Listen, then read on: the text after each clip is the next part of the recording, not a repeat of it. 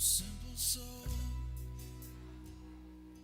you have come so far on your own. Do not turn back, do not lose hope. Who can say how far is left to go? And all the nights you walked alone, you follow lights to guide you. Or should the dawn refuse to rise? Should the darkness close on all sides? Or may you find your heart next to mine, for we found hope in a hopeless time.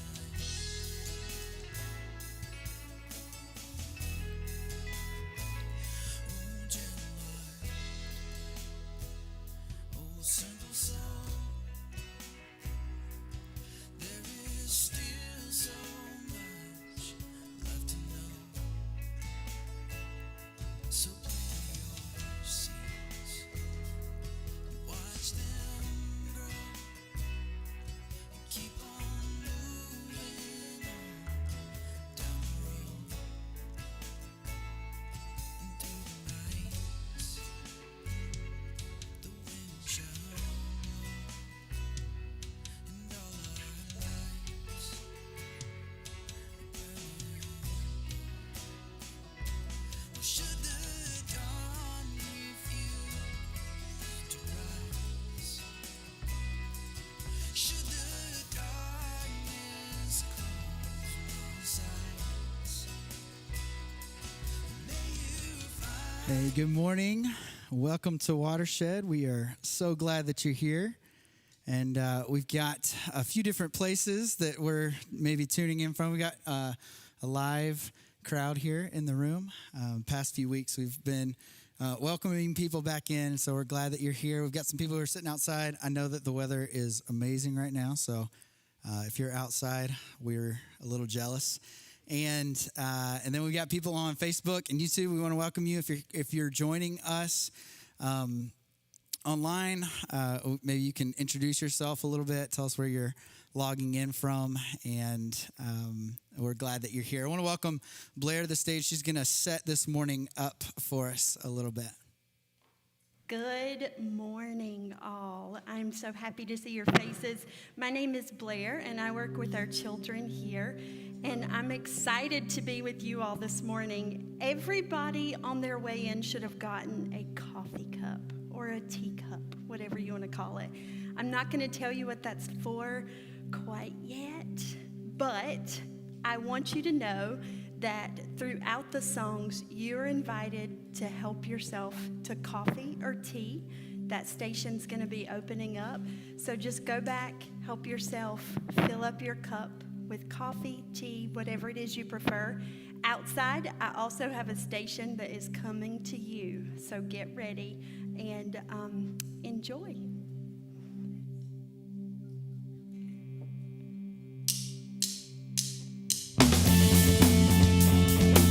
As we start this morning and we start to sing, I want to welcome you to stand. And feel free to sing with us.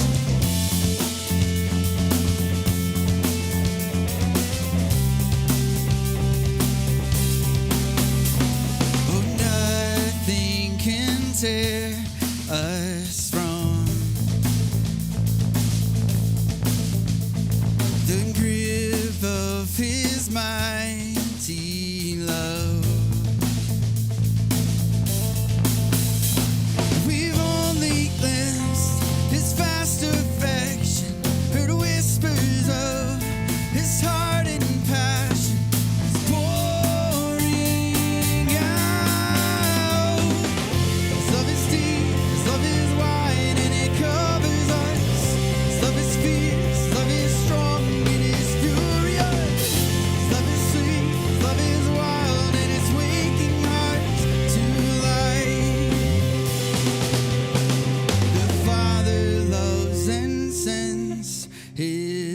find me.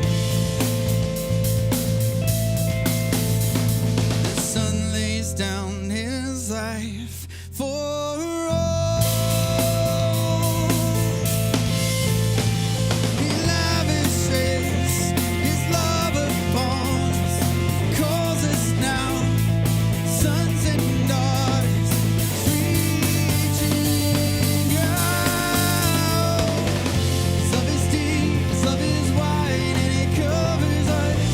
His love is fierce, his love is strong, it is furious.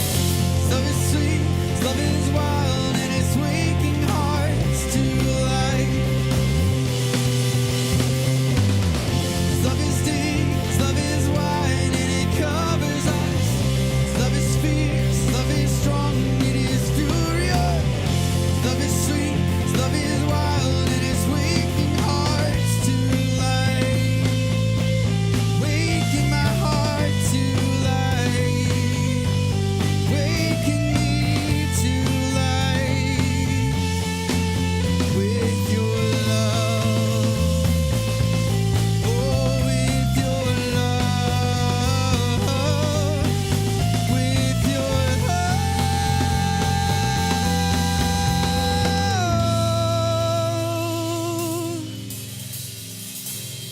Your love is deep, your love is wide, and it covers us.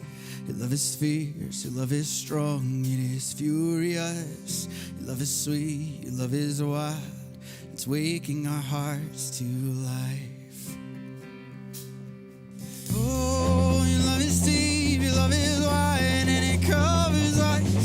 Your love is fierce, your love is strong, it is furious. Your love is sweet, your love is wild, and it's waking hearts to life. Oh, love is deep, your love is wide, and it covers us. Your love is fierce, your love is strong, it is furious. Your love is sweet, your love is wild, and it's waking hearts to life.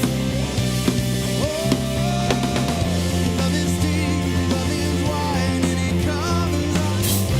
Love is fierce, love is strong, it is furious. Love is sweet, love is wild, and it's waking our hearts to life.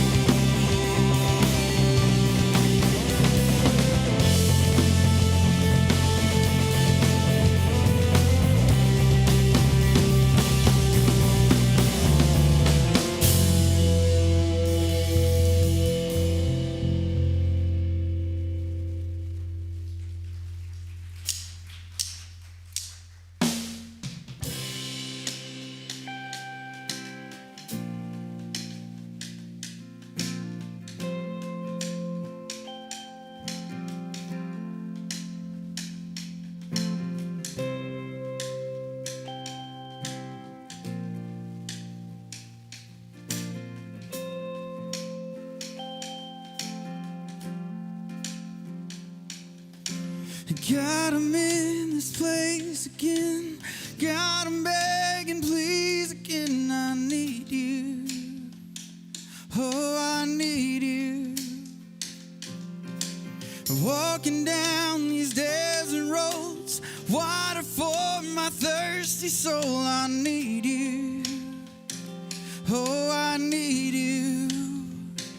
Your kindness is like sweet, sweet honey on my lips, like the sound of a symphony in my ears.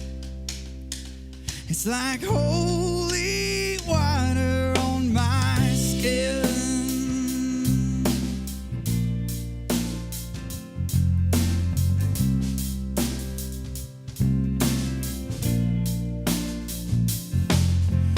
Dead man walking, slave to fear.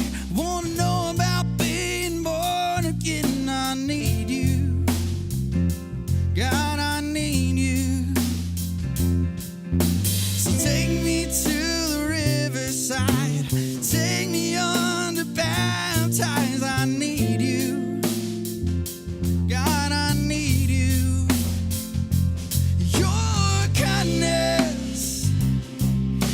like sweet, sweet honey on my lips, like the sound of a symphony to my ears.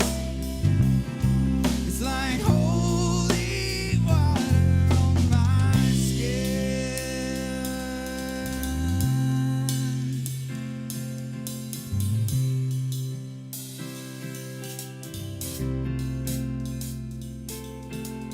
I just wanna show your grace.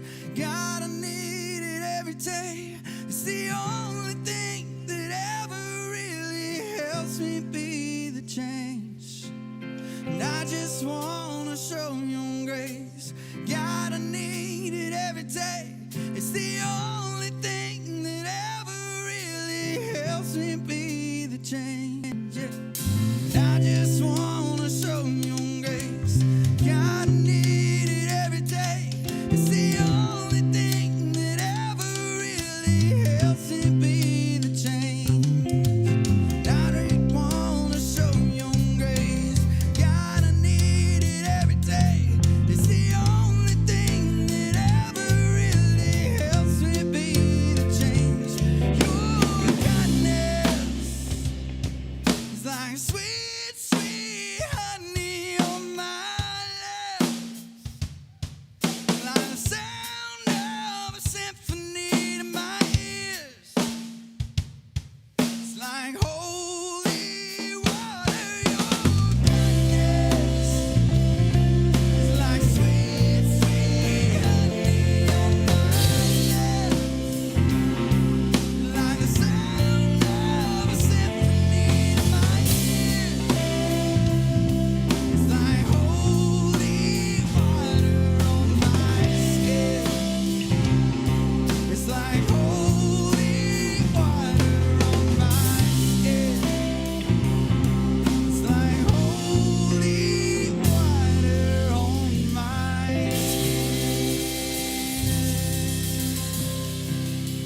Yeah. So good morning. It's good to be with you. My name's Scott. I'm one of the pastors here. Welcome those of you who are online with us this morning or those of you who are outside. It's a beautiful day. It's really good to be together. This is one of those kinds of weekends, right, where we celebrate being with friends and family and being outside, and we just have a beautiful day and we can really plan. So I really want to welcome those of you who are new with us this morning, especially our guests. It's good to have you guys here. And I had a chance to meet some of you as you were coming in. And thank you for being here. Thank you for kind of putting a leg forward and saying, all right, I'm going to be a little bit vulnerable and walk into a space that I don't really know, I don't really understand yet, and maybe get to know. And so for us, we understand the value very much so. As you show up, you change us, you mark us, you transform us, you add to who we are. And so it really means something that you are with us. If you are relatively new or you're kind of saying, I think I'm interested in sort of dipping my toe in the water here in our community, we offer this experience called Preface. And Preface is a sort of a, I think it's kind of a transformational experience. It's a developmental experience. I think it not only do you get to hear about who Watershed is, which may or may not matter, but maybe more importantly, you get to meet other people who are in the same situation you're in. They're relatively new, trying to figure out who we are, kind of kicking the tire a little bit. And so if you're interested in being a part of Preface, we'd love to have you jump in. What we did is something we've never really done before. This month in July, we've got our next Preface experience. We're calling it 2.0, and it's for those of you who've been a part of Preface all along, or maybe 1.0, I guess, and are saying, all right, what are some next things? What are some other areas that we can jump into? And so love to invite you into that. That's 2.0. And we've got the dates, let's see, that's the 13th, 20th, and 27th. I think they're on there on the screen. And we do this currently through Zoom, and myself and Matt and some of our other staff jump into this and really look forward to this being a part of this, because we're doing this one a little bit differently than we've ever done the 1.0. So if you're saying, well, all right, but I'm new, do I have to wait till 1.0 until September? No, you can jump into this one with us if you'd like. So if you're interested, what you need to do is go to the Watershed app, open up Sunday News, and in the Sunday News section, you'll see all the stuff that I'm talking about. So you can sign up through that process. Also, some of you are saying, all right, I've got a little bit of time. I'm still navigating the COVID schedule and what's going on there. I'm still working from home a little bit. And I think I'd love to jump in and help you guys here at Watershed with some areas that I might be an expert in. So maybe you're saying, I've got a little bit of time and I can help out I know I think there was some of the needs were taking some curtains and like ironing some curtains, all the way to serving in our kids' space and greenhouse with Blair, serving in our student space with David. There's a whole list of things. So if you're interested in saying, I've got a little bit of time to give this community, some are one-off sort of areas of service, and others are ongoing. So if you're interested in that, again, you can see that under the Watershed app. And then next Sunday, VBGB is a brewery that we're going to be hanging out at. Some tables are reserved, dessert will be provided. In prime time, we'll be hosting this, and there's some of our 50-plus crowd here who said, we just want to create another opportunity for people to spend time together. And every time we do this, we have a really, really great turnout. And so if you're interested in just being able to meet other people, there's no other agenda except connecting. This will be immediately following the service next week, and we'd love to have you be a part of that. And then lastly, I want to continue to invite you into really coming around who we are and not only serving in this space, but what's it mean to sort of invest in what we do here. And so if you are finding some energy in what's going on here and feel like, all right, there's some next steps in terms of giving to this space, we welcome that. We're grateful for those of you who take it very seriously, and thank you for being a part of what we get to do. Look forward to this morning. Ms. Blair, or Pastor Blair, come on up. Guys all ready? Come on.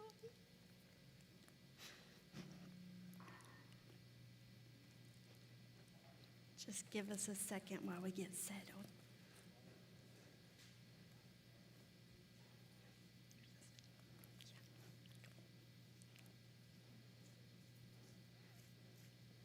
If you'll just head over to that side. Yeah. Good job. Right over there. You got it. Yeah.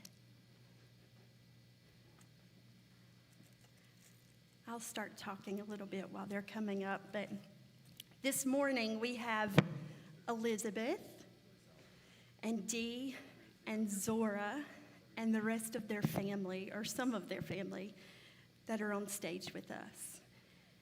And so we are actually so excited that you all chose to be here with us this morning. So come on. So this is Zora, and we are dedicating Zora today. And for those who don't know, Watershed, we define ourselves as a community that is awakening, struggling, and loving together because we think a different world is possible. That's true in these spaces, but it's also true down that hallway. That hallway is a special place where we might call it the greenhouse effect, where whoever goes in that hallway comes out differently. And so we are so excited that Zora is going to join us eventually in that hallway, and even eventually in this space as well. Now, as the children's pastor, I stand up here on behalf of our whole community and our whole staff. And I wish I had all the answers to give you, but I don't. And that's what I promise you, is that you won't be alone, even if we can't give you the answers. And the same goes to the rest of the family. To Zora, I promise that you are going to be celebrated just how you are, as you go from diapers to backpacks and all the way to college, and then hopefully stand on this stage with us one day with your baby. I'm so excited that you're part of us. You are going to make us better. So, I have created a basket for you all just to remind you of some of the things that we value in Greenhouse. So, Dee, I'm going to let you hold this. So, one of the first things we have in there is a Bible. And this is one of our favorite Bibles. It's called the Jesus Storybook Bible because we believe that seeing God all around us is important. We always want Zora to remember that she's part of a bigger story. There's also sparklers. How convenient that it's the 4th of July. But we believe that there is a spark inside of Zora, and we want to see that continue to spark for the rest of Zora's life. Curiosity, excitement, joy. You remind us to have those things as adults as well. There's also a little Watershed onesie because we believe that you are part of us, and we want to help you remember that you're part of a bigger community. And then there's a little succulent, has some spikes on it, because as unique and beautiful and perfect as you are right now, you're probably going to have days where your parents are like, oh my gracious, you're driving us crazy. So that's a reminder that even the little cactus needs a hug, and Zora might need one later too. But we love you, and we're so glad that you all are here. I'm sorry, my back is to you guys. So we're so glad that you're here and that you're a part of us. We love you. I'd like to pray before we go off. Oh God of time and space, of memories and future, of long days with little sleep and short years, of diaper bags, of backpacks, of selfies and peace signs with friends. We thank you for our children. We thank you for Zora. Keep Zora as she grows. Fill her with your light. Keep her heart full of wonder, curiosity, and kindness. May Zora always remember that our arms are here to embrace her, no matter how old she gets. In your name we pray. Amen. Thank you all for being here. I'll help you.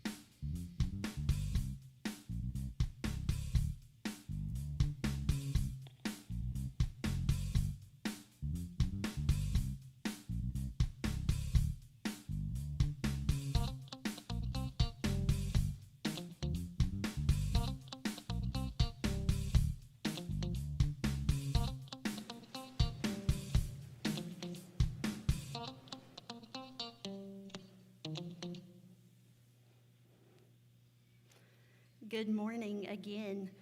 I'm trying to channel my inner Cedric. I feel like Cedric always teaches sitting down. And so I'm going to talk about a little history. And for those who don't know, I have a degree in math, so I'm not very good at history sometimes. So bear with me. But happy 4th of July.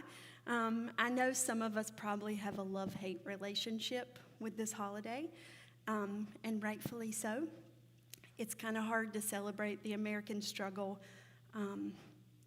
over what it really means to be created equally and all people with inalienable rights whenever we still feel this struggle today. So I wanted to tell you kind of a fun fact, though, about the 4th of July. And some of you who are history buffs, you probably already know this. But these are two of our founding frenemies. I call them frenemies because they're friend enemies. This is John Adams and Thomas Jefferson, and they were two of our founding fathers. But did you know that the Declaration of Independence was actually signed on July 2nd? Did you know this? If you did, pretend like you didn't.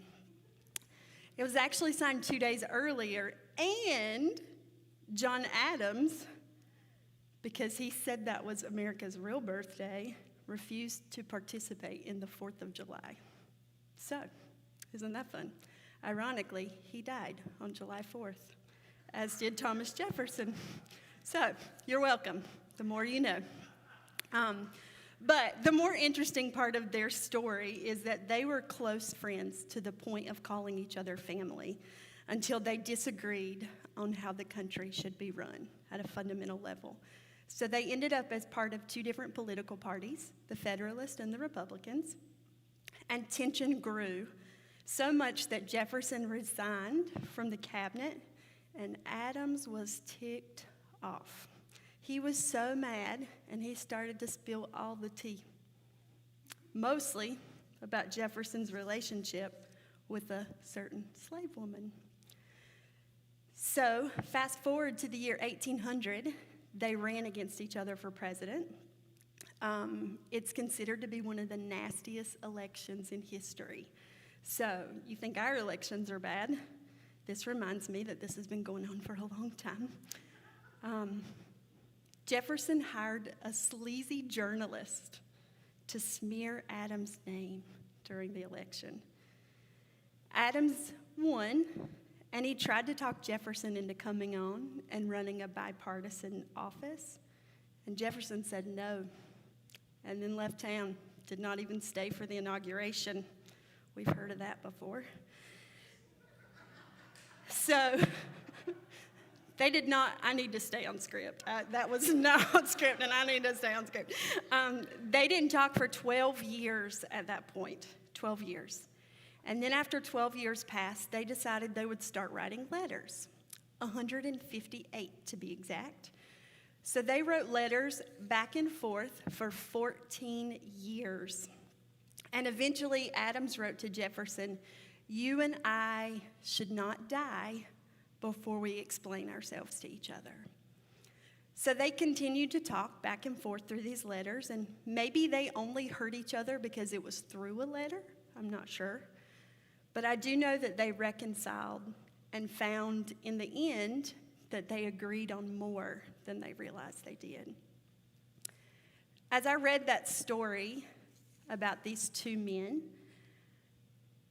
I immediately had specific names pop in my head of family and friends, relationships that have been struggling, especially for the past year, because we've lost the ability to really talk to each other. We've decided that we are more for what we're against than what we're for. And yes, boundaries are good, boundaries are healthy, but if I'm self-aware and honest as I sit on this stage, sometimes what was centered in those conversations was more of my false certitude of superiority instead of my actual values and the way that I love people. Today, we're continuing a series called Pineapple Pizza and Other Things We Disagree On. If it's your first Sunday joining us, you're probably thinking, where's the pizza? Sorry to burst your bubble, but there's not pizza involved. There's no judgment if you feel like you want to leave now. I get it. But why did we call this series Pineapple Pizza? It's because over the last year, our staff has sat around that table and we have watched our world and our own relationships. And we've started to question how we see and how we listen to people that we don't understand and people we don't agree with.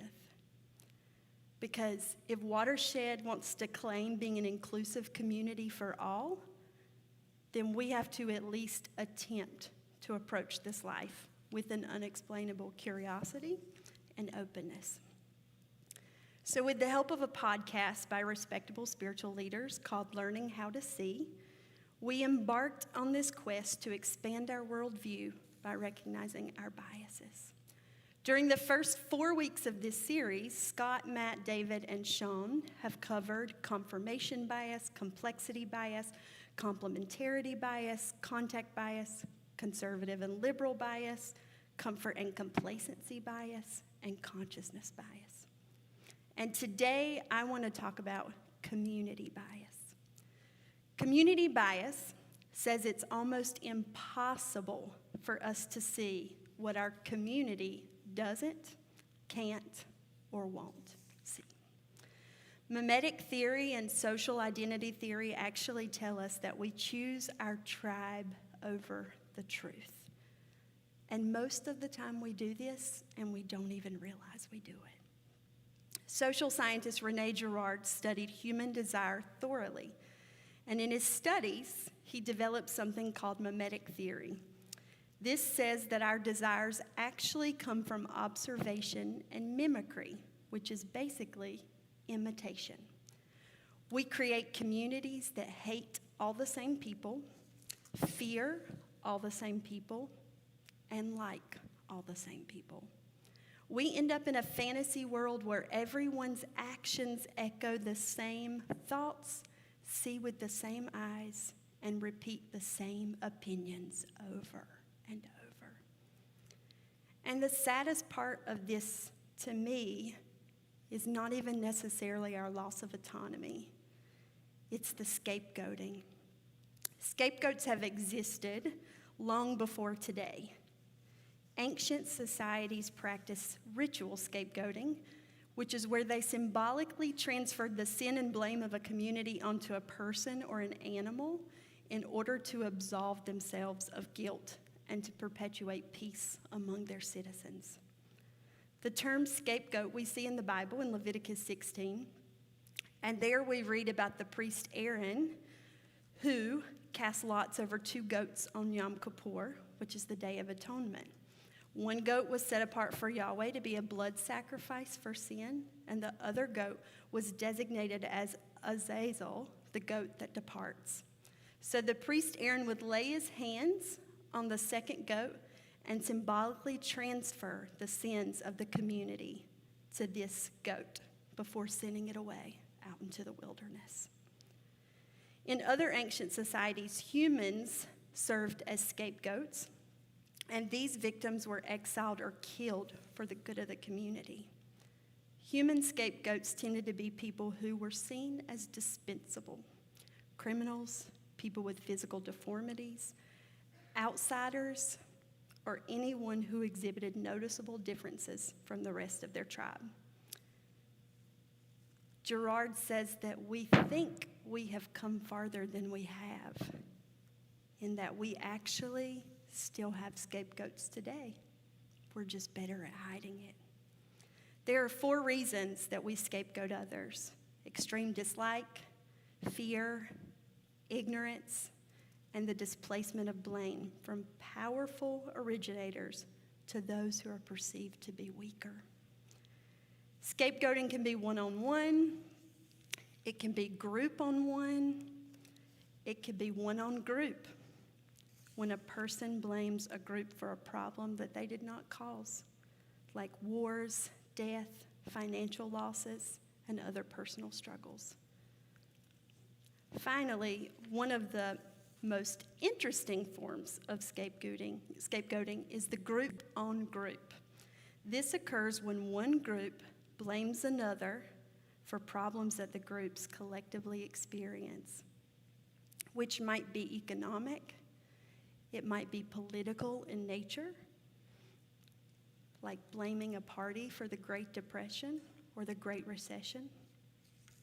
Most of us today participate in scapegoating without even knowing it, because we consciously or unconsciously keep minority groups among us in a position of oppression, all with the purpose of protecting ourselves or protecting our own. We've also seen this in the Bible. In the book of Galatians, we get to hear Paul share the stories of the Jews and the Gentiles. There's an in-group and there's an out-group. There's a tribe, then there's the truth. There's a scapegoat, a common enemy, a villain. In the book of Galatians, Paul is exposing a virus that has infected these churches, a virus that has told them that it's the law who decides who's in and out. And Paul's antidote to this virus is freedom.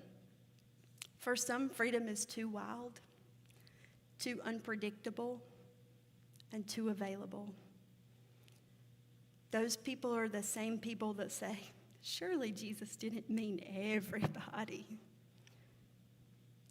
They are the ones who are arguing that you have to prove your allegiance to be part of their tribe. And the way they wanted this in Galatians was through circumcision, through a little piece of skin. In Galatians chapter 5, verses 2 through 6, we kind of see it all come to a head. Sorry, bad joke. In verse 2, Paul says, I am telling you that if you have yourselves circumcised, having Christ won't help you. Again, I swear to every man who has himself circumcised that he is required to do the whole law. You people who are trying to be made righteous by the law have been estranged from Christ. You have fallen away from grace. We eagerly wait for the hope of righteousness through the Spirit by faith.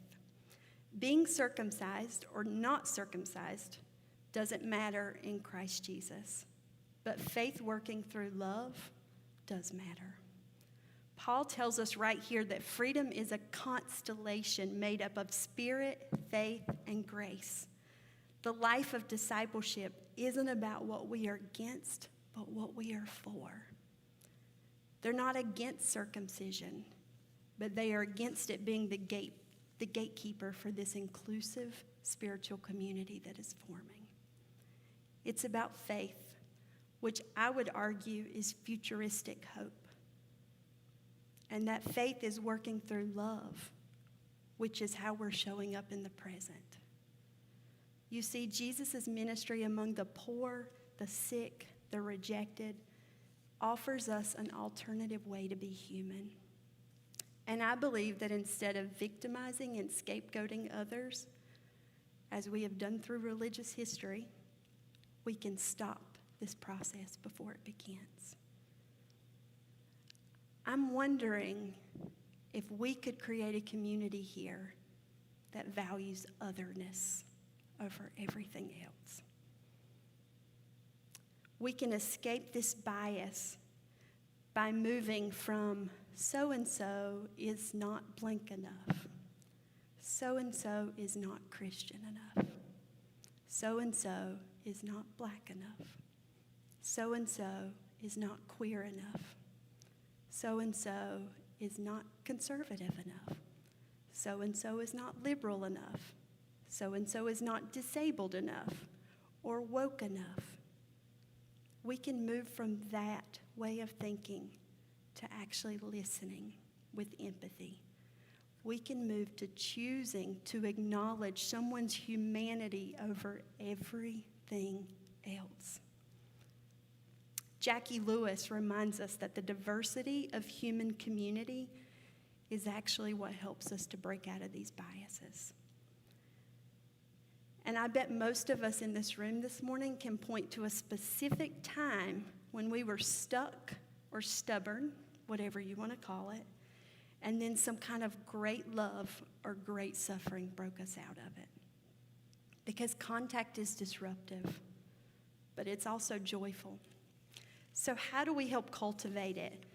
You know, they call it in the podcast that we've been listening to a holy curiosity. How do we develop that for each other? How do we listen to people we don't agree with and not want to change them? I think we choose humanity and stories over all the other things. When we acknowledge someone's humanity by listening to their story, their hurts, their hang-ups, their fears, their joys, their whys, we are valuing otherness. Can we practice looking at people as humans and not as opinions? Richard Rohr reminds us that having information is not enlightenment, awareness, or consciousness. We have to put these things into practice. So this morning, I ask all of you to get a coffee cup as you came through the door. And I want to tell you that there's nothing magical about a real coffee cup, but there's something that happens. Whenever we don't use paper cups and we use a real cup, there's an unrushed, unhurried, I feel special feeling that I think we feel. The last few months since we've reopened Greenhouse, I started with paper cups with our breakfast in the morning with our leaders, our volunteers. And it was very rushed. They felt like they had to take their coffee to go, get to their classroom, get set up. And one Sunday I switched to real cups, and the conversation took off. I had to send them to their classrooms whenever it was time because they sat there and I just listened, and they shared stories about their week together. They shared stories about their life together. Sometimes I had to say, stop talking, because they talk so much. So this morning, as you have this real cup, I want us to take 10 minutes to have a coffee and conversation time together. Or you can do hot tea. And yes, I realize having a tea time on the day we celebrate our independence from tea time is probably a little ironic. But Sean told us last week we can be and people and do two things and like and dislike certain things that come from the same place. So I want this 10 minutes to be a space of unrushed, undisrupted conversation with someone you don't know. I know some of you introverts are probably like, oh my gosh. There were conversation starters that I gave you just in case you need that. And they were at the table, so there's more in there if you feel like you need them. If you're online, we have Tommy back there. Tommy is going to facilitate discussion through our Facebook group. So if you're in that chat, you can talk in there amongst yourselves. And if you're outside, we invite you. You are welcome to come in here with us, or you can stay outside and talk amongst yourselves. You also have coffee and cups and conversation starters out there. So if we can, we are going to put a 10-minute timer on the screen. At 10 minutes, or at 0 minutes, I would like for you to return to your seats. So you may go.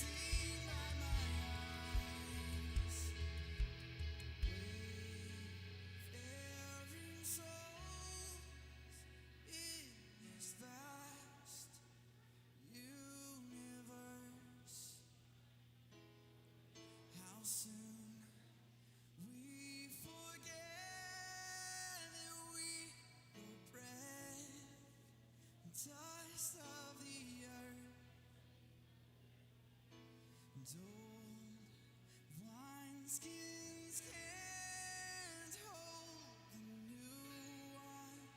Your cup lifts with newness. We see beauty it is to evening's end.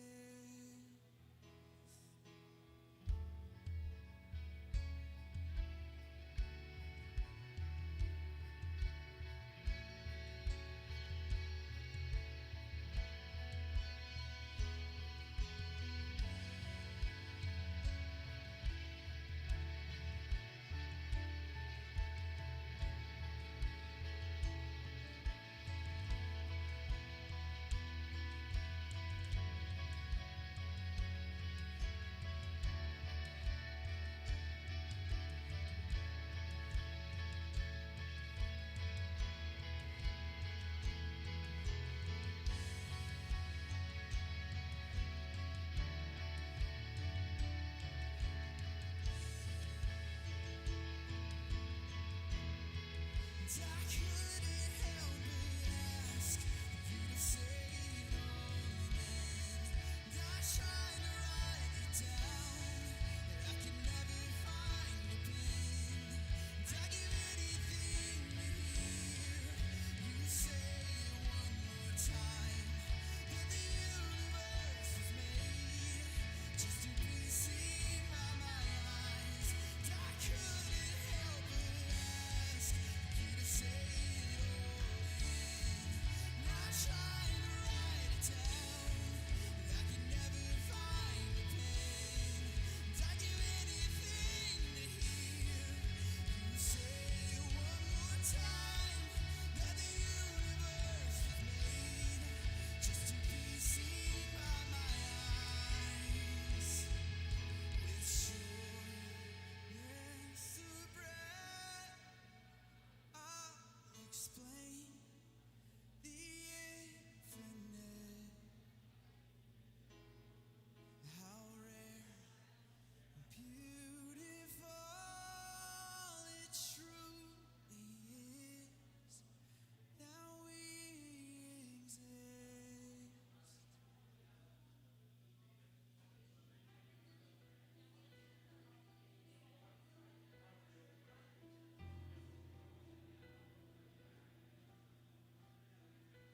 Here's to you when the rain is too hard, when the battles that you fight just leave you scarred, when you're tired to the bone and you've got no strength to move on. Here's to you when the light's gone too dim and your faith is just hanging on. Your heart begins to doubt if you'll ever make it through. Here's to you. Here's to you. When anger burns like fire beneath your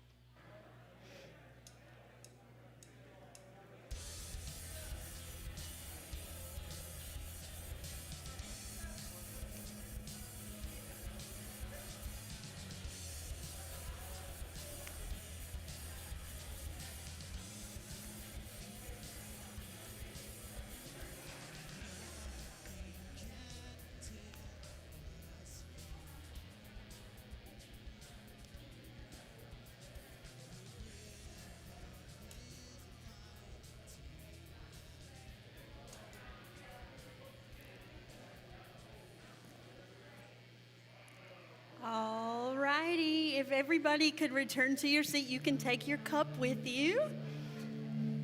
You can take your cup with you. Thank you so much for participating in that. I knew that would be hard for some of you and probably super exciting for some of you. When I told Tommy we were doing this, I think he almost did a cartwheel because he's so excited.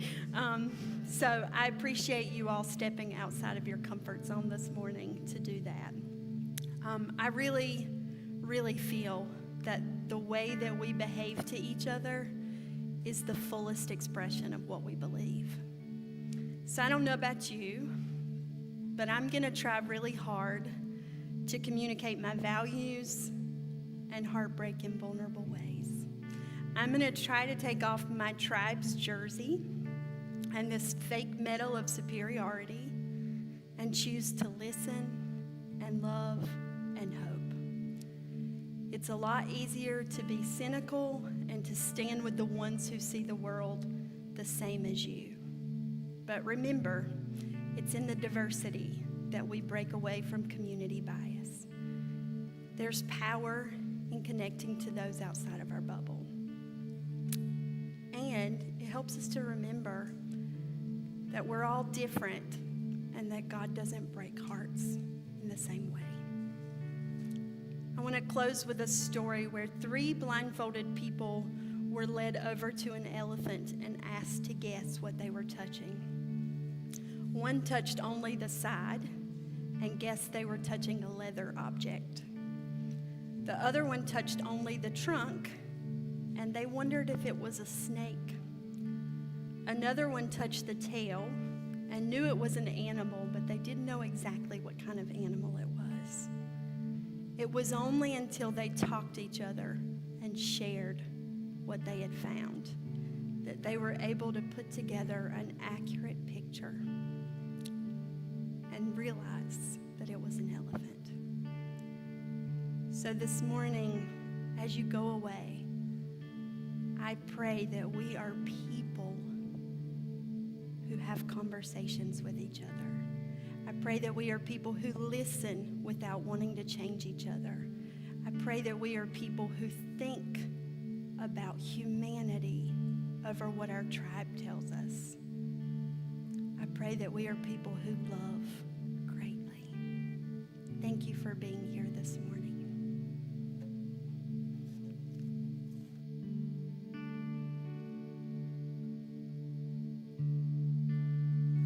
I want to invite you as we close this morning to stand. We're going to sing together and close out this series together.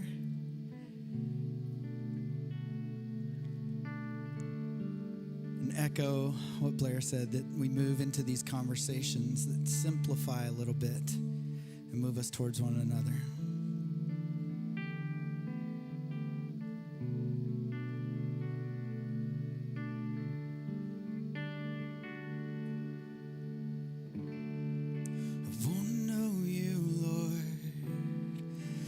I know a friend.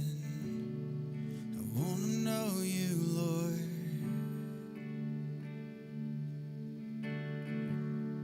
I want to know you, Lord, like I know a friend. I want to know you, Lord.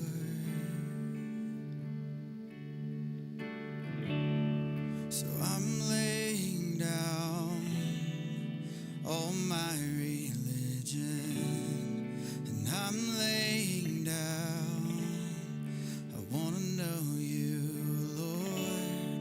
And I'm laying down all my religion. And I'm laying down.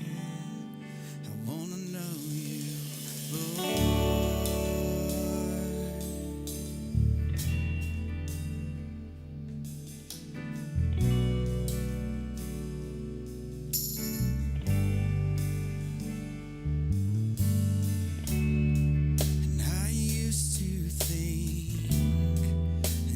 Box you in, and I'm laying down. I want to know you, Lord. And I used to think box you in, that I'm laying down. I want to know you, Lord.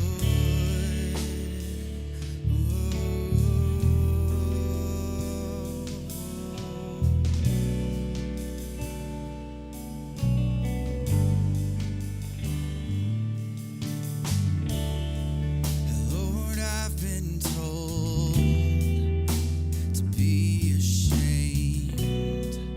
Lord, I've been told I don't measure up.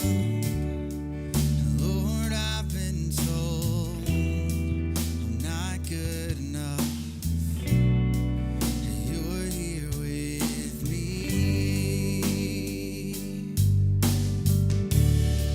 So I'm laying down all my religion. I'm laying down. I wanna know you, Lord.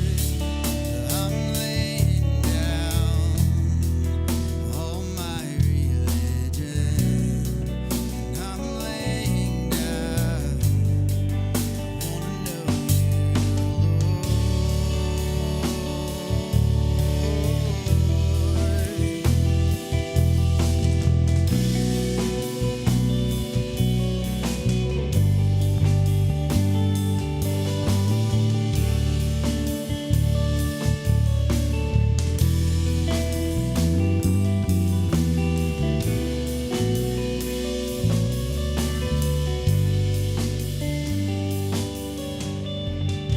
I guess you're just broken.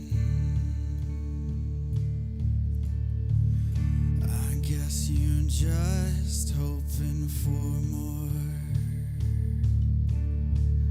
I guess you're just reaching. I guess you're just in need of love. You're not alone. You're not alone in this.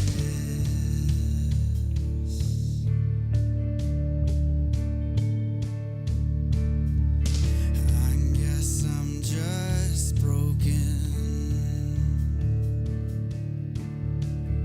I guess I'm just hoping for more. I guess I'm just reaching. I guess I'm just in need of love. That I'm not alone. I'm not alone in this.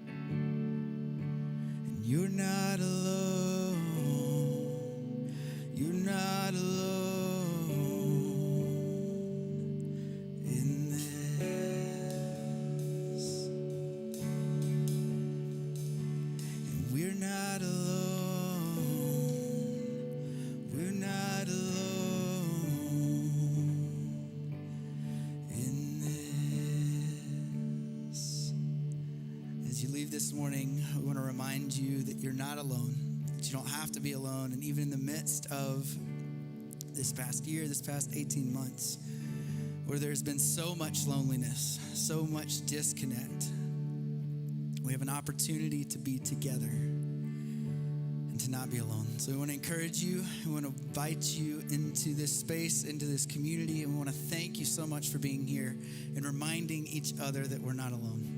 Thank you so much for being here this morning. We'll see you next week. Have a great 4th of July today, and we'll see you next week.